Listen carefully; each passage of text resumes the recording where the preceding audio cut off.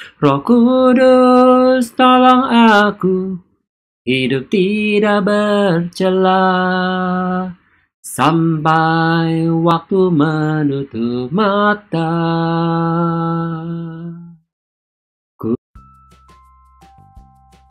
Hai, jumpa lagi dengan saya Kim di Inspirations by the Terrace. Kali ini saya akan menceritakan sebuah kisah lucu yang terjadi di masa kecil saya ya dulu. Dan kisah ini sudah pernah saya tuliskan di laman Facebook saya Desember tahun 2014. Jadi sudah cukup lama ya. Baiklah, saya ceritakan aja ya. Saya bacakan aja. Saya punya cerita lucu.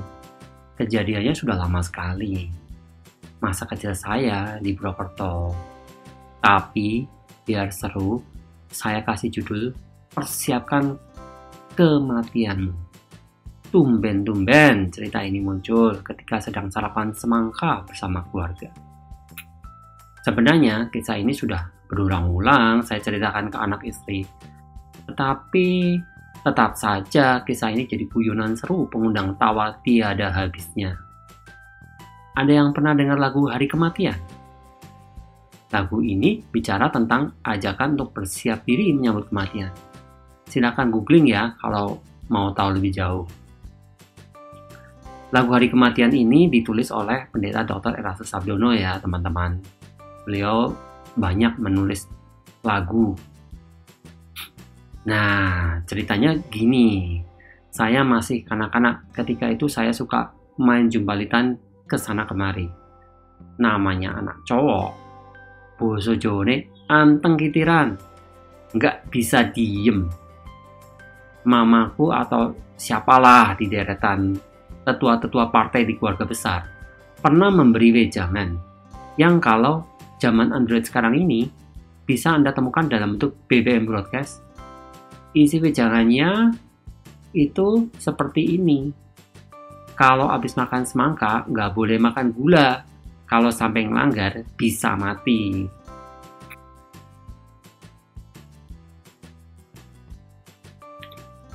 Sekarang ini, saya sudah nyadar wejangan itu nggak ada dasar ilmiahnya sama sekali. Tapi ketika itu, ya enggak. Saya sangat menjunjung tinggi nasihat orang tua. Saya betul-betul terinspirasi dengan wejangan tersebut. Membuat saya sangat berhati-hati menjaga hidup saya. Ingat-ingat betul, kalau habis makan gula pasir, nggak boleh makan semangka. Atau sebaliknya, habis makan semangka, nggak mau makan gula. Nah, suatu ketika yang namanya anak, ya gitu deh, jumpalitan ke sana, kemari. Lupa dengan janji ikrarku soal semangka dan gula. Entah gimana, abis makan semangka malah minum teh manis. Wah, lah kan teh manis ada gulanya. Aduh, karuan saja, suasana jadi horor gitu. Nah, jadi deh saya harus mempersiapkan kematian saya. Itu saya masih kecil loh. Masih sekitar 8-9 tahun.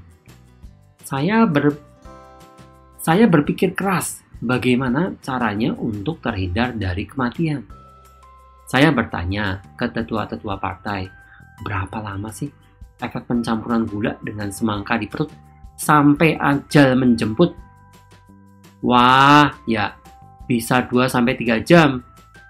Waktu itu ada yang meninggal loh. Hah? 2-3 jam? Lah, ini kan sudah 1 jam 45 menit.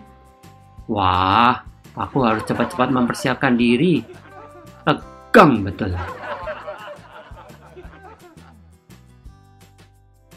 Aku udah nggak boleh jumpalitan sana-sini. Paling nggak, kalaupun aku nggak bisa ngindarin kematian, I want to make it smooth.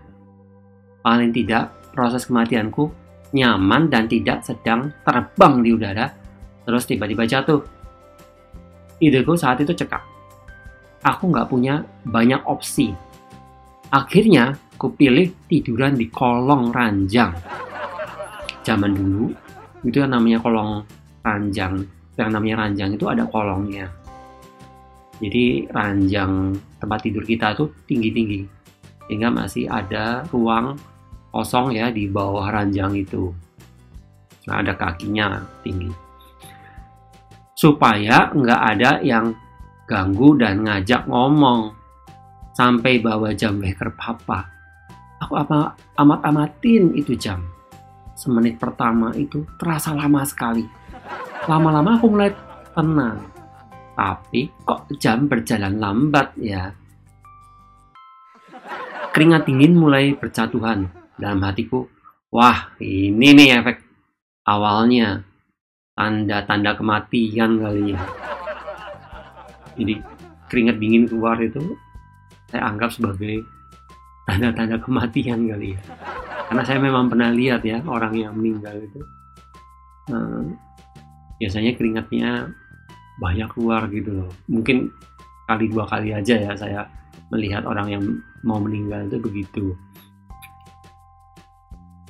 Saya mulai sibuk memikirkan hal-hal menyenangkan untuk melupakan ketakutanku. Wajah orang-orang yang aku kasihi, mulai dari mama, papa, juga saudari-saudari perempuanku. I'm gonna miss you all soon. Tiba-tiba suara mamaku terdengar, berseru memanggilku. Dia di toko, dan saya di belakang. Jarak cukup jauh, nggak bisa manggil kalau nggak pakai teriakan. Waduh, repot nih kalau mama udah manggil. Akhirnya aku keluar juga dari persembunyianku. Ngelirik jam, ternyata udah lebih dari 2 jam. Nah itu sudah bisa ditebak. Sampai sekarang, aku masih sehat walafiat dan sekarang menjadi penikmat semangka yang setia. Oh ya, ini nih sekilas lirik lagu Hari Kematian. Nah, kita nyanyikan ya lagu ini. Hari Kematian, karya Pendeta Dr. Erastus Sabdono. Satu hal yang aku harus pahami, hari kematianku yang sudah pasti. Tak tahu kapan itu akan terjadi di perjalanan singkat hidup ini. Aku harus mempersiapkan diri. Saat yang indah, hari kematianku. Di pembaringan terakhirku nanti, sahabat sejati pasti menjemputku. Roh Kudus tolong aku, hidup tidak bercela sampai waktu menutup mata.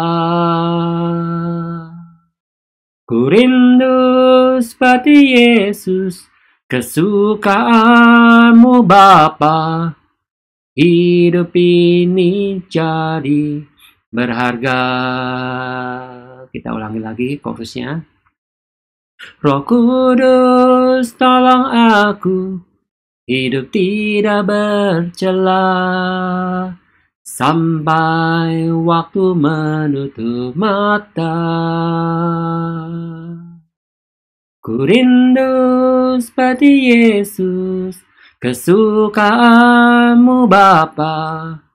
Hidup ini jadi berharga. Hidup ini jadi berharga. Demikian lagu dari Pendeta Dr. Erastus Sabdono ini. Sekilas ya, kalau kita mendengarkan lagu ini, kita itu diingatkan dengan hari kematian. Setiap kita pasti akan mati suatu hari nanti. Entah itu di usia kita tua atau ketika kita masih muda. Kita nggak pernah tahu. Hanya pasti akan mati gitu. Jadi kita melihat Hari kematian itu sebagai sesuatu yang indah, ya, dikatakan oleh penulis lagu ini.